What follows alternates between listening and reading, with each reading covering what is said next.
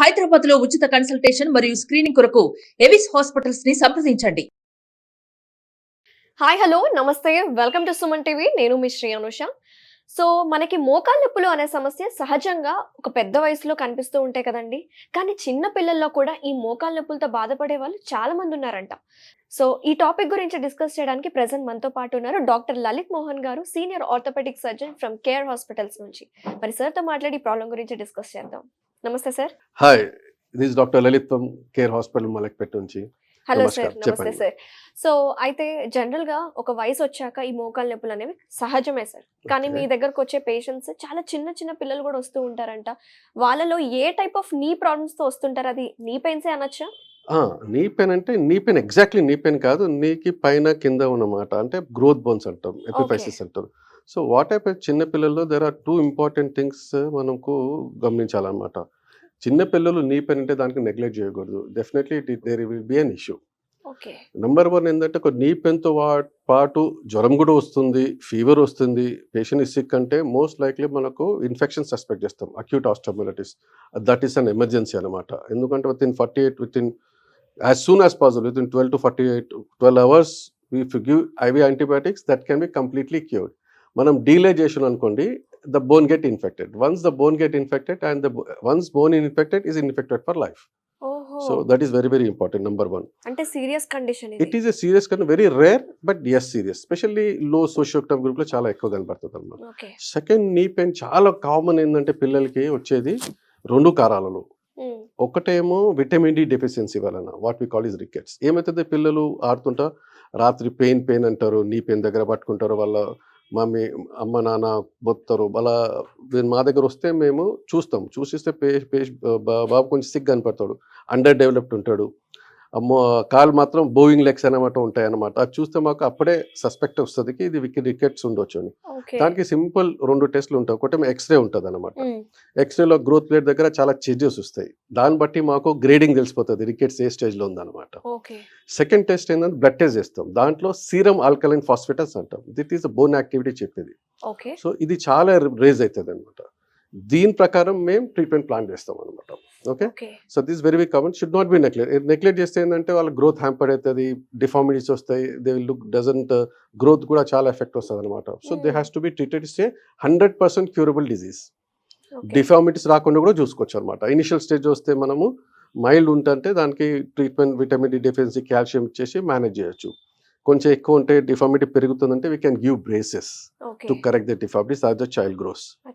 So that is very very important. So simple, very simple ఏంటంటే blood test, ఒక x ray, ఒక blood test తప్ప we can know what. So and third patients పిల్లలు ఏంటంటే very చాలా ఎక్కువ అగ్రెసివ్గా ఆడితే వాళ్ళకు అది నీ పెయిన్ వస్తుంది. That is very common. So మరి చిన్న పిల్లల్లో కనిపించే ఈ సమస్యకి మరి ట్రీట్మెంట్ ఎలా ఉంటుంది? ట్రీట్మెంట్ అంటే మనము ఇన్వెస్టిగేట్ చేస్తాం కదా, అంటే we have take some blood test అనమాట. అపార్ట్ ఫ్రమ్ సివిపిలో ఏంటంటే డబ్ల్యూబిక్ యాసిడ్ ఎక్కువ అయిపోతుంది అనమాట. ఈఎస్ఆర్, సిఆర్పి అంటాం. These are the inflammatory markers. ఇది అంటే ఆ ఇన్ఫ్లమేషన్ ఎంతో తెలుస్తుంది అనమాట. ప్లస్ సీరం ఆల్కలైన్ ఫాస్ఫేటస్, దీన్ని బట్టి యాక్టివ్ బోన్ యాక్టివిటీ తెలుస్తుంది. దీన్ని బట్టి మనము ట్రీట్మెంట్ ప్లాన్ చేస్తాం. ఒకవేళ ఇన్ఫెక్షన్ ఉందనుకోండి, నీ చుట్టుపక్కన రెడ్నెస్, టెండరు, పెయిన్ ఉంటుంది అనమాట. టచ్ చేస్తే ఇట్లా ఏడ్స్తారు అనమాట, అండ్ వాళ్ళు లింప్ చేస్తారు, నడవడానికి రాదు వాళ్ళకి. అట్లా మనం starting stage within 12 to 1 day లోపల చూసిన అనుకుంటా first thing is IV antibiotics చేయాలి. స్టేట్ టాబ్లెట్స్ కాకుండా నరాల్లో యాంటీబయాటిక్స్ ఇస్తే తొందరగా నయం అవుతుంది. Within 48 hours the patient will recover. ఒక చాలా లేట్ వచ్చింది అనుకోండి, ఆ పస్ పుల్లు అయి బయటికి పస్ వచ్చేస్తే then it is a chronic problem. For that we need to do surgery, debride completely and then give IV antibiotics. At the same time support కూడా ఇవ్వాలన్నమాట, అది డిఫార్మిటీస్ ఉంటే దానికి. Plus rest is very very important for infection for few days. అదే vitamin D deficiency వల్ల ఏ pain వచ్చింది అనుకోండి, that like x-ray tells us that there is a vitamin D deficiency and blood test like serum alkaline phosphatase is very much elevated. Then we give, based on that levels we give treatment అనుకో. Initial గా మేము injectables ఇస్తాం so that the body vitamin D is acutely increase.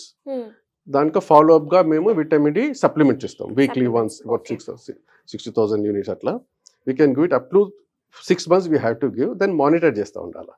At the same time we should tell the child to parents to encourage the child to go and play in sun ride. అంటే ఎండలో కొంచెం at least half an hour అయినా ఎండలో ఆడితే natural గా vitamin D produce అవుతుంది yes అనమాట. Sun నుంచి వచ్చే ఇప్పుడు natural ఏమైనా source ఓల్డ్ సిటీలో కాబట్టి. మన ఇల్లు దగ్గర ఉండేది, ఎండ పడనే పడదు ఒకటి. రెండోది పిల్లలు స్కూల్కి వెళ్తారు వస్తారు, there is no play play ground area ఏం లేదు. So they are very likely to develop this deficiency. దీనికి ఫుడ్ లో ఎలాంటి చేంజెస్ చేసుకుంటే మంచిది అంటారు? Anything which contains lot of vitamin D, like milk is there, egg is there, they are very good source of vitamin D. And non-veg లో కూడా ఉంటుంది. Milk is the main important. Milk and egg, that is very important. Children ki they like it, and that is very very important anamata. Okay And they may not be sufficient. Manaku చూస్తే we have to replenish, we have to give supplements also at some point of time. Okay okay అంటే దీనికి ఏమైనా range ఉంటుందా sir? వాళ్ళకి సరిపోవట్లేదు అంటే వాళ్ళ బాడీలో విటమిన్ డి డెఫిషియన్సీ ఉంది అనేది ఒక మనము రేంజ్ అట్లా అనేది క్లినికల్ గా ఒకవేళ మైల్డ్ డెఫిషియన్సీ మనం వెరీ డిఫికల్ట్ టు గైజ్. మనము ఒక x-ray and blood test, serum alkaline phosphate is very very important. దాన్ని బట్టి మనం తెలిసిపోతుంది యాక్టివిటీ వల్ల వీ కెన్ నో ఈ పేషెంట్కి, ఈ బాబుకి విటమిన్ డి డెఫిషియన్సీ ఉందా లేదా అని. ఓకే దాన్ని బట్టి we can treat it. Okay very nice. Thank you so much doctor గారు, చాలా You're డీటెయిల్గా welcome. ఎక్స్ప్లెయిన్ చేశారు. థ్యాంక్ యూ అండి, నమస్తే. నమస్తే.